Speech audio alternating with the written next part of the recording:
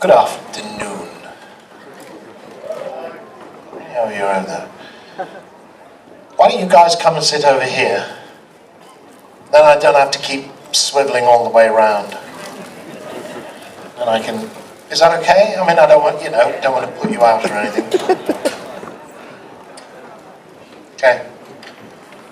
Cool. I can't see you properly over there either. Yeah, it's a bit dark in that corner.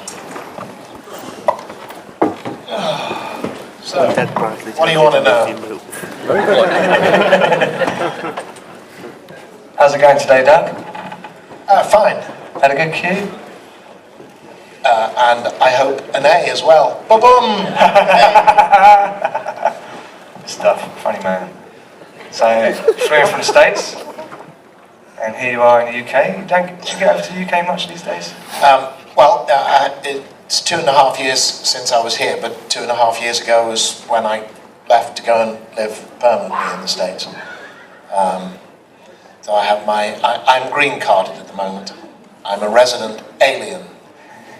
Is my official status in the United States. Seems somehow fitting. Thank you.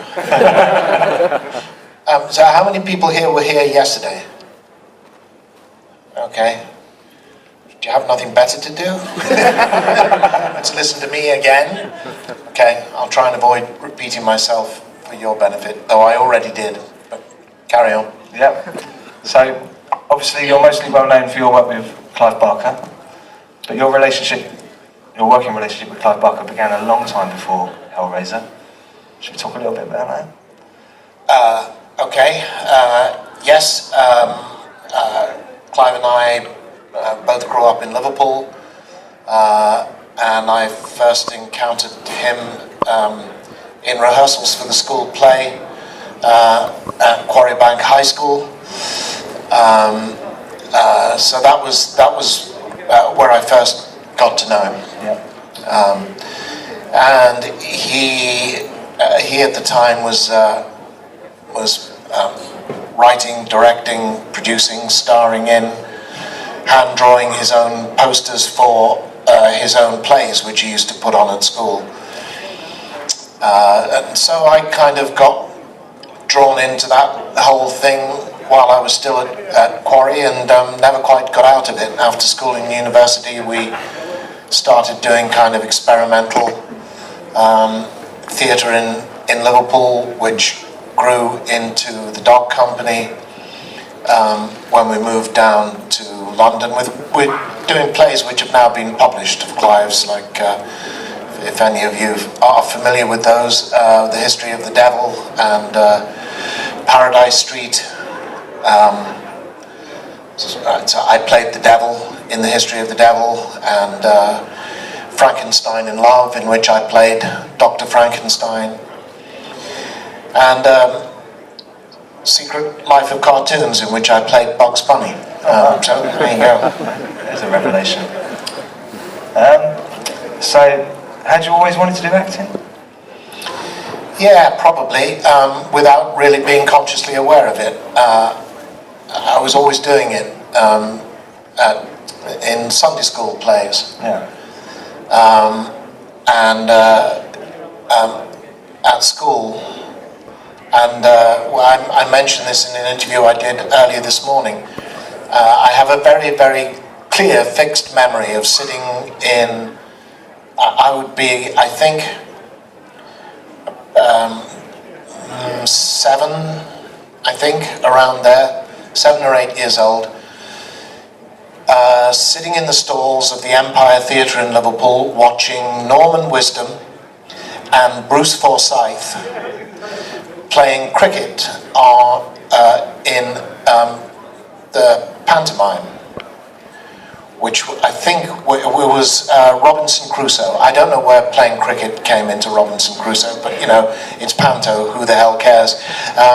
So I think Norman Wisdom was lobbing bags of sweets across the stage to Bruce Forsyth, who was batting them out into the audience for us to catch. And I do have a very clear memory of sitting watching that, thinking, wow, that looks like fun. I could do that. But I came late to the idea of being an actor. I can remember when I was doing the school plays, Mr. Lippman, who was the head of the English department, and he was the kind of guru of all things theatre at Quarry, saying to me, "You're very good at this, you know, and here's one of the ways I know that you're good." And I said, "Oh, what's that, sir?" And he said, "You know what to do with your hands." I thought, "What are you talking about?" But he said, "You know, a lot of actors at any age, and in particular at your age, are very uncomfortable about what to do with their hands." And it didn't make any sense to me. I do now understand what he meant, but nobody ever said to me, "Have you considered doing this?" And I didn't really understand the notion that you could be an actor as a proper job, as it were. I'm still not convinced about that, but nobody ever said. I was kind of on course to go to university, which I did, and to study English literature, and then I dropped out because I had long hair and it was 1973. But nobody said to me, "Have you thought about going to drama school and training to be an actor?" Which would have... I used to go to the theatre a lot, and I was transfixed by the whole thing, but I think I thought actors kind of ceased to exist when they walked into the wings like they were magical creatures. So it was really actually when we were doing The History of the Devil in London towards the end of the 70s, and the devil was a big part. And I knew I was happier doing that than I'd ever been doing anything else, well, you know, within reason, up to that point in my life. Yeah. And I suddenly thought, I think I'm doing this.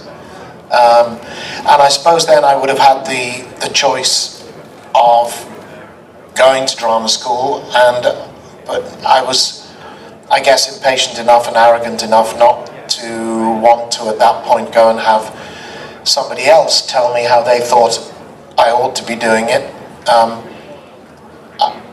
I'd learned on the job, and I'd learned on stage in front of the public, which is a scary place to learn, but it's one of the best places to learn. Yeah, there's no second take on stage, is there? No. Once, that's it. And I think I was arrogant enough, I think, to believe that I was doing this as well as most and better than some. Yep. So I just kind of carried on. Yeah, brilliant. So obviously you're most known as Pinhead. It seems that way, yes. 8 films now.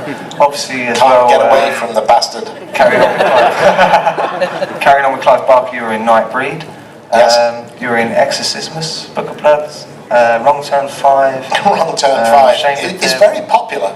I get a lot of people asking me about Wrong Turn 5, to the point that I begin to think I should have some Maynard pictures on my table. I had a lot of fun making the movie, and a lot of people comment. I would say after Hellraiser, even at the moment, well, after Hellraiser and Nightbreed, it's the movie that is most often commented on. Yeah. But you're never going to turn up the chance to play a cannibalistic hillbilly in your career, I don't think. Was there ever any fear during your acting career of being typecast in the horror genre? Or was that something you embrace? Two things about type. I've been asked, were you afraid of being typecast as Pinhead? I didn't really see how that would work. No, because it's definitive role. You're either in a Hellraiser movie or you know. As far as typecasting goes, no. Well, Boris Karloff said, if I have been typecast as an actor, then I am very, very lucky. Karloff was aware, I think, because his career didn't flower until he was in his mid-40s. He was 44 when he was cast in Frankenstein. And he had travelled all over Canada and the United States in what in America is called stock company, which we would call repertory theatre, making very little money. He had been a ditch digger. He knew the other side of it. He said, there's a quote of his, that when he was approached to play Frankenstein, he said, "I was in my 40s, going nowhere, and frankly worried." So he was aware that if typecasting means that you keep getting employed,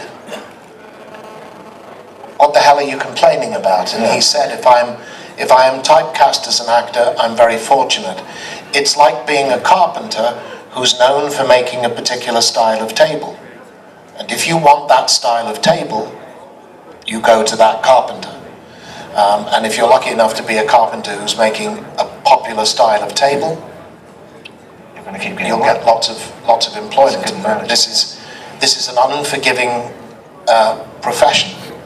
And I always think that when I hear actors talk about, I didn't want to get typecast, 90% of the acting profession, over 90%, I think it's 95% at least, is unemployed at any given moment. And the vast majority of actors earn under £10,000, under $10,000 a year out of acting. It is unforgiving, and it's unrelentingly unforgiving. And it's particularly unforgiving to actresses. Yeah. You can get to be my age and have a face like mine. You can get to be Harvey Keitel and still work. Over a certain age, actresses are judged in the most appalling way in terms of their face and their figure. Hey, breaking news, we all get old. And human beings get old, and drama should reflect human beings. But it doesn't seem to extend somehow to women in Hollywood, certainly. No. The casting of Hellraiser almost went a very different way, didn't it? Was you not in line to play the removal man at one point? God. I said this once in an interview, and it's pursued me ever since, and it's grown in the telling. Clive had asked me to play Pinhead, and I had said, yes, not Pinhead, because he didn't have a name. Anyway, the character who has become known as Pinhead. Lead Cenobite, is it? Lead Cenobite, he was credited as in Hellraiser, yes. When Chris Figg, the producer, called me, he said, there is the lead Cenobite that Clive's talked to you about. There's another part that's open, who was the part of the guy who delivers the mattress to the house, and while they're trying to get the mattress up the stairs, Larry cuts his finger, and that's the start of the blood on the floor that brings Frank back to life. And there was, I think what I said was, there was a moment where I thought, well, this is my first movie, and maybe it would be a good idea, purely from an acting point of view, if I'm actually on screen as me. So if I'm going to auditions and people say, what have you been in lately? I can say, well, I was in that horror movie that was just released called Hellraiser. I played the guy who delivered the mattress. And the people auditioning me would say, oh, I remember you, yes. What a standout performance as the guy who delivered the mattress. It will live with me for the rest of my days. The job is yours. Somewhere in my head, I had that thought fleetingly. But, I always, somehow, I think, felt that this guy with the nails in his head and the dark, sardonic sense of humour was a tad more interesting than a mattress delivery guy. I don't think I'd be sitting here answering questions now if I'd made that decision. That role went to Oliver Parker, who had been a member of the Dog Company, and went on to play Peliquin in Nightbreed. Indeed, reprised his outstanding performance as mattress delivery guy in Hellbound, and is now a director. He directed me in An Ideal Husband with Rupert Everett, and he's directed St. Trinian's and the Picture of Dorian Gray with Colin Firth. Johnny English as well. Johnny English, yes, yeah. So that leads me to my next point. You're saying either be in the mask or not. You're quite lucky with the Pinhead character because you got to play his previous incarnation, Captain Elliot Spencer. Yes. Was that something you pushed for personally, or was that no? That was Clive's idea? No. When we, in talking to Clive about the character before Hellraiser, I knew he had been human, and I had no idea when. So I didn't know whether this was an accident that happened last week, last year, 10 years ago, 100 years ago. I had no idea. But one of the many things I felt about Pinhead, and I gained a lot of my impressions of the character in about 20 minutes sitting in front of the mirror the first time I got the makeup on. And one of the things I felt was a sense of melancholy. And that's something I tried to put into the playing of him, an undertow of melancholy, which I attached to a memory of a humanity or an awareness of a humanity that he couldn't remember. Which also explained to me why he's so damn interested in human beings. Because he doesn't just jump out and tear your soul apart. He stops to have a conversation and he wants to ask you about you. He wants to find out about your dreams and your fears and your desires and so forth. And then he'll tear your soul apart. So I had all that in my head, but it was all non-specific, and we had never talked about a backstory. So the backstory appeared in brief in Hellbound, but it was very brief. And I'd got some flavour of what it meant when we meet Elliot Spencer at the beginning of Hellbound. He's in northern India. He's dealing with the Indian mutinies. So he's survived the First World War. I assumed, and he's serving in the British Army somewhere in India. And for whatever reasons, pursuing the Lament configuration. Yeah. There would have been more scenes with Elliot at the beginning of Hellbound. Hey, Britain was doing what Britain does best, orchestrating another financial crisis. Was it Black Monday or Purple Wednesday or something had hit? It was when Norman Lamont was it Chancellor, or is that before his time? I can't quite remember. Anyway, so it's like late 1988 or 89, somewhere around about there. Just as they were about to transfer the budget from LA to London, and the change in exchange rates was enough to wipe 1/3 off the budget. Wow. And New World couldn't make up the extra money.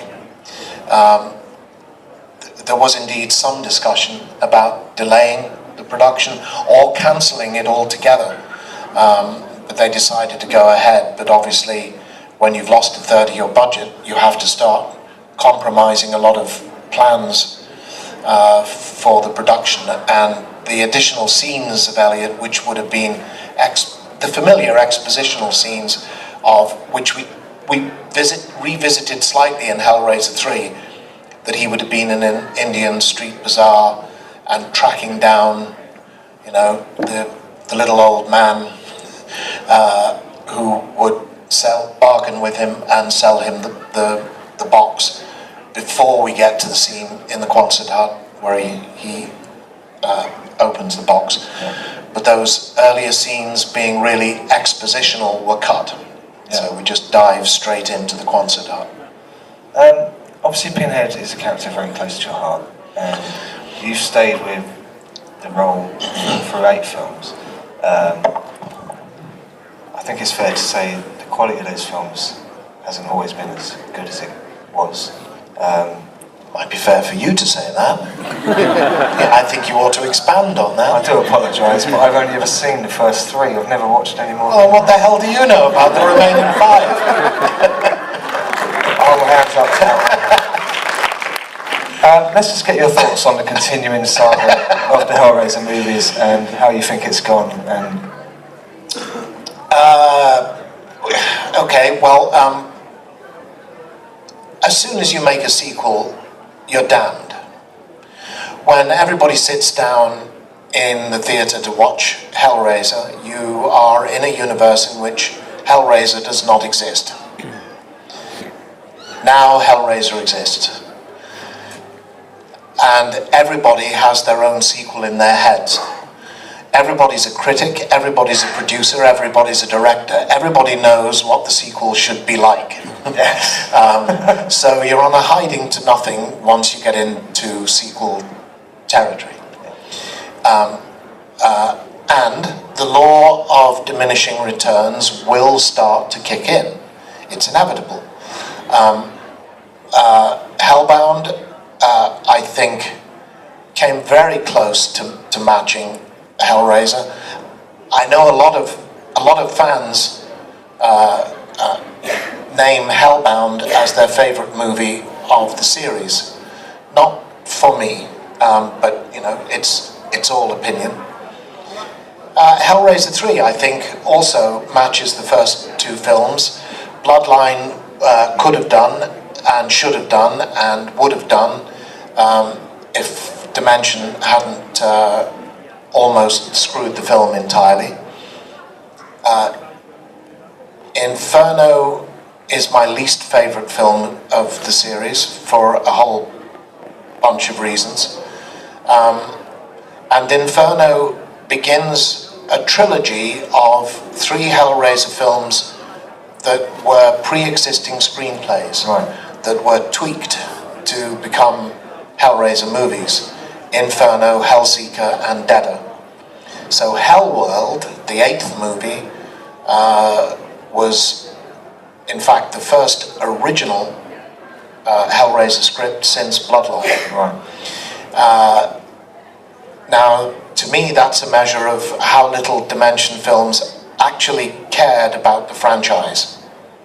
Because I think that's just lazy.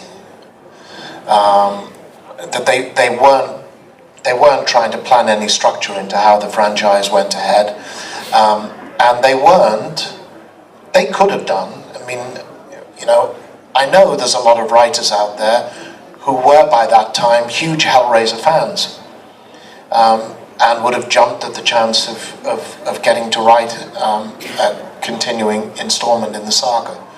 That said, I think Hellseeker and Deader are pretty strong movies, and Hellworld is okay, but it was fine by me because I got my first opportunity to work with Lance Henriksen, and he is a god in my eyes. So that was fantastic, and I had a great time with Lance. Here's a mark of how cool Lance is. There's a tendency with actors who are playing the lead human roles in movies like Hellraiser to treat themselves as rather separate and above us guys in the latex. And they keep themselves very apart from that process. I'm sitting in the makeup chair in Bucharest, Romania. We shot Deader and Hellworld back to back, having my makeup applied. And there's on the door, and Gary, my makeup artist, opened the door, and it's Lance. Gary already knew him, and Lance came in, and he said, I hope you don't mind. I was wondering if I could stay and watch the makeup process for a while, because I'm fascinated by all this stuff. And we had that embarrassing few moments where I told him what a big fan of his I was, and he told me what a big fan of mine he was, and all that bullshit. Told me he was in the running to be cast in Hellraiser. Oh wow! As I think in Andrew Robinson's role. Okay. And he just sat quietly in the corner and watched and asked a few questions about the process, and I thought that was just That's brilliant. super cool of him. Then I worked with him again on Pumpkinhead 3, Yep. also back in Bucharest. That was a sidetrack. Where was I before I got sidetracked with Lance Henriksen? So uneven, certainly. Budgets going down, certainly. Released straight to DVD or video from Inferno forwards, certainly, and that again would be Dimension's decision, and you can make your own, have your own responses to Dimension choosing to do that. It's a monetary decision, because if you're putting a movie into the cinema, then you have to spend money on publicising it, which you don't have to do to anything like the same extent if you're making it straight to DVD. But I think generally through the 8 movies, we pretty much kept our head above water. But the law of diminishing returns does kick in, and for a character like Pinhead, it kicks in even more. I mean, he became the only ongoing character. Part of the power of Pinhead in the first Hellraiser movie is that you don't know anything about him.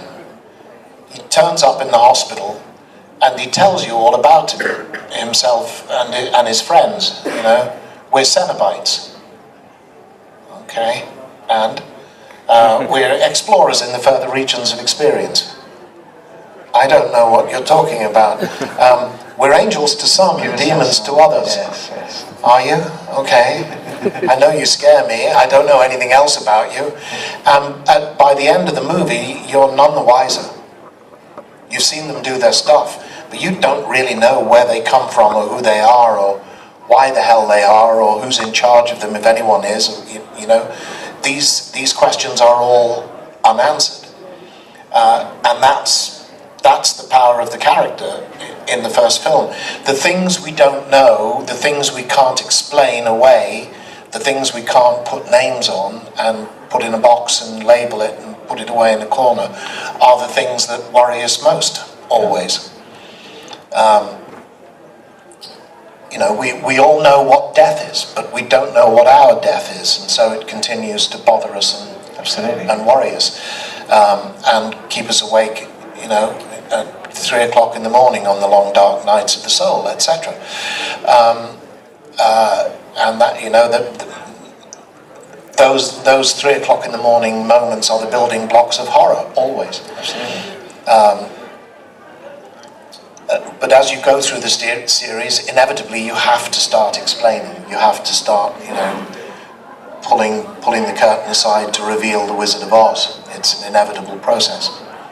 So, unanswered questions. Do we have any questions from the audience? Any hands up? Not seeing any hands up here. Good, I'll see you then. Bye. Here we go. Out of all the horror films, and to me, Pinhead's the most mysterious and haunting character. How did you feel the first time you sat in front of a mirror and saw yourself as Pinhead? What did you think?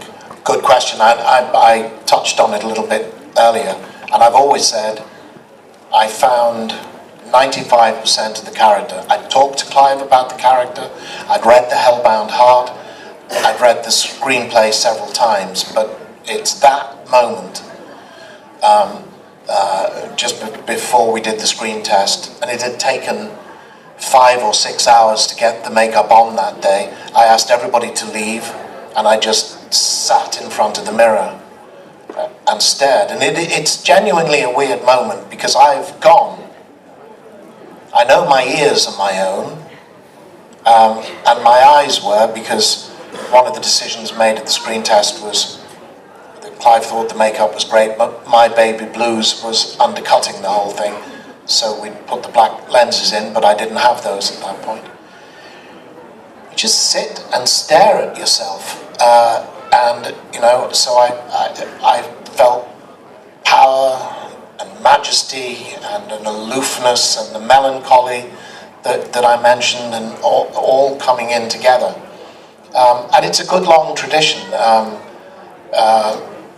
Laurence Olivier talked about approaching playing Richard III on stage, that for all his planning and preparation and studying of the play and weeks of rehearsal, between the technical rehearsal and the dress rehearsal, when he got his false nose and his wig and his hump and his costume on, and he got to stand in front of a full-length mirror and for the first time go,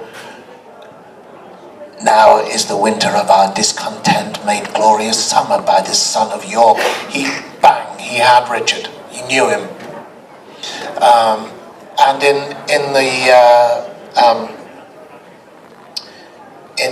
the masked theatre in Japan, it's part of the actor's preparation before they go on stage is to put their masks on and sit in front of a mirror for 20 minutes before every performance to reacquaint themselves with the makeup. So that's where I found most of what I was going to do with playing the character.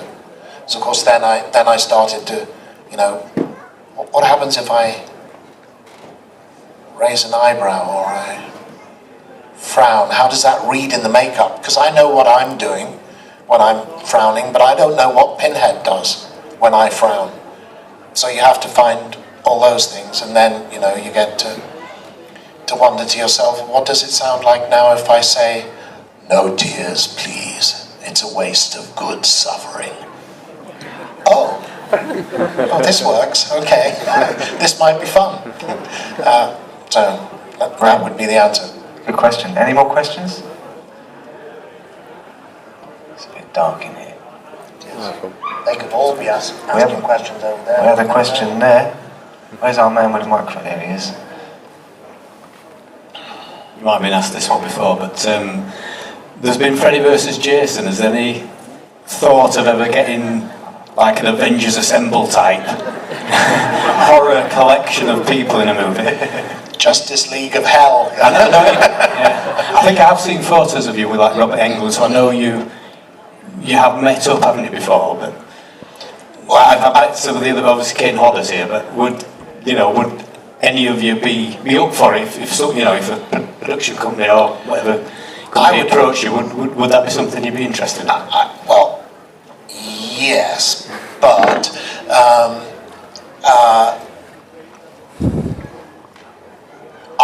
I know that in the year before Freddy vs. Jason was made, Dimension Films turned down 2 Hellraiser Halloween scripts.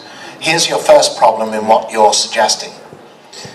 And it's money and politics, of course. New Line owned A Nightmare on Elm Street. New Line owned Friday the 13th.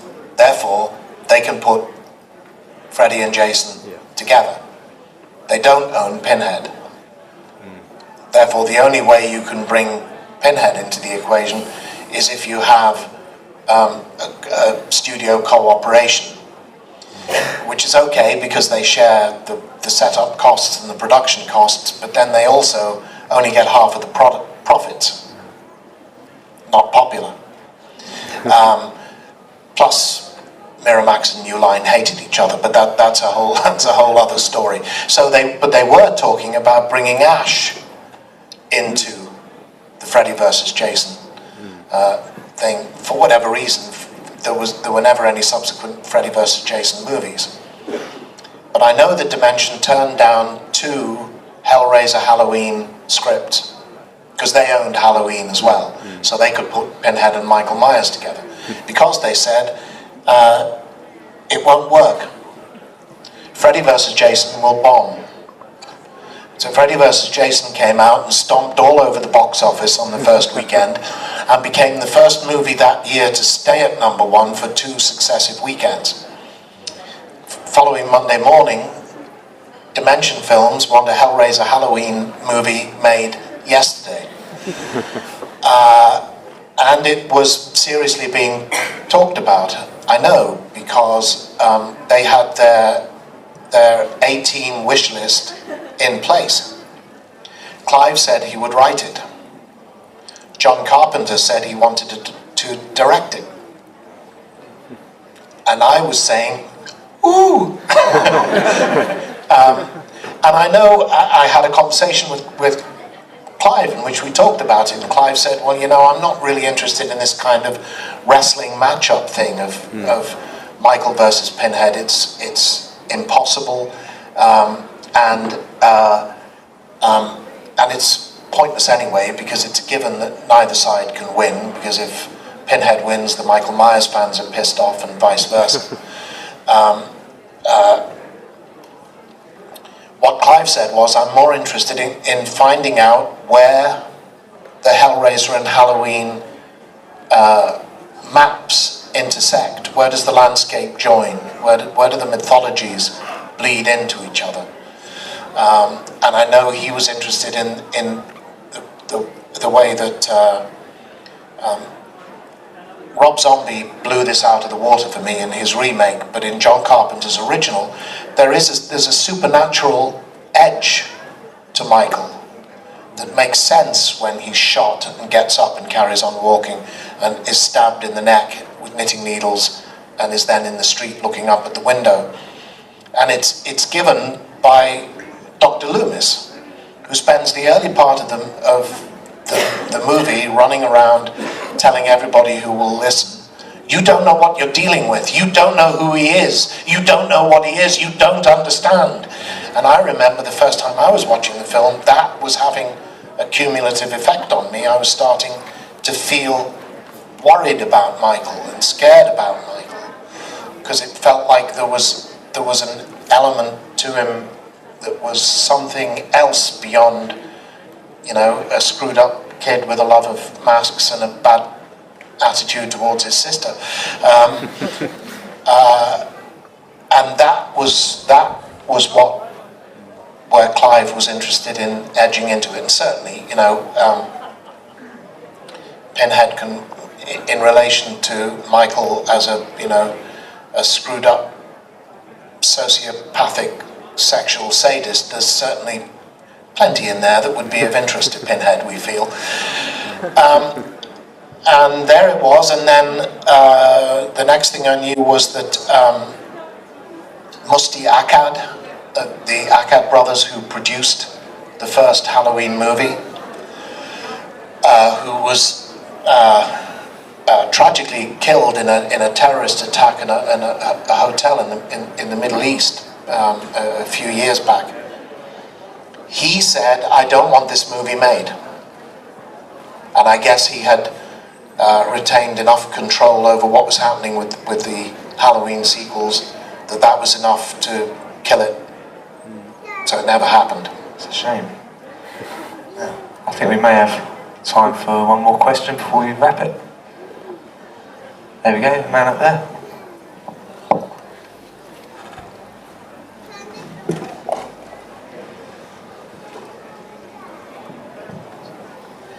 Hi, Doug. Hi. You've played an iconic role, obviously, in horror films, and a lot of us grown up with that. Is there any iconic role, horror or otherwise, that you wish you'd kind of took on or done, or obviously it's not too late? Anything in particular? Oh God, I don't know really. I mean, you know, there's lots of the nice parts in Shakespeare, which have gone away now, I suppose. apart from Leah.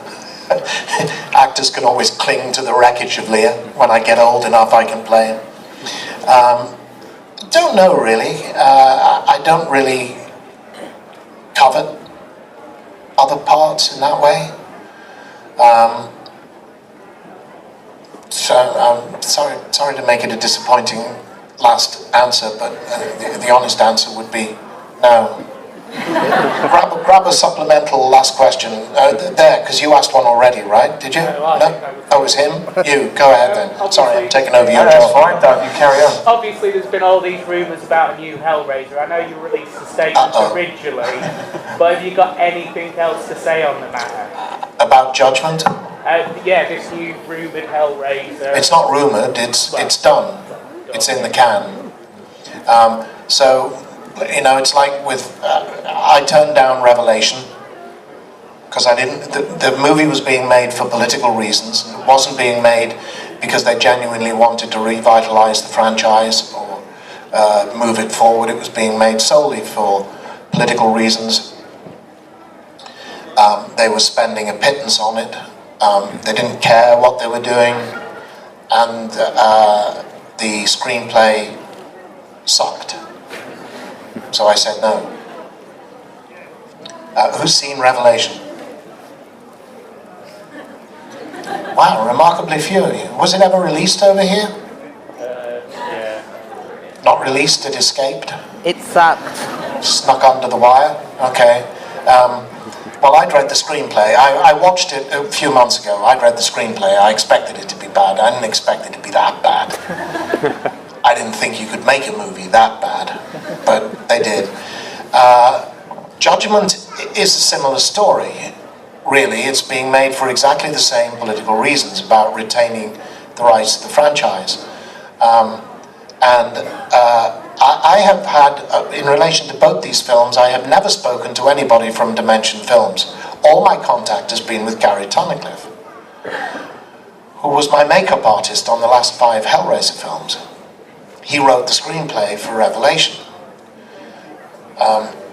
which tells me, with all due respect to Gary, that as a screenplay writer, he's a pretty good makeup artist. He has written the screenplay for Judgment, and he's directing it. We don't have time for me to go into all the details of why I'm not doing Judgment, but I didn't even get as far as reading the screenplay this time. So I can't comment on the quality of the screenplay. Gary is making big claims, both for the film as a whole and for the new actor playing Pinhead. If he's half as good as Gary is claiming, I'll be the first to tell him, well done, good job, which is not true of the guy who played Pinhead in Hellraiser, and I'll tell him so if I meet him. So I assume the movie will be out at some point this year, so we'll see if Gary is justified in the claims he's making for it, or not. There we go. Mr. Doug Bradley. Thank you, guys.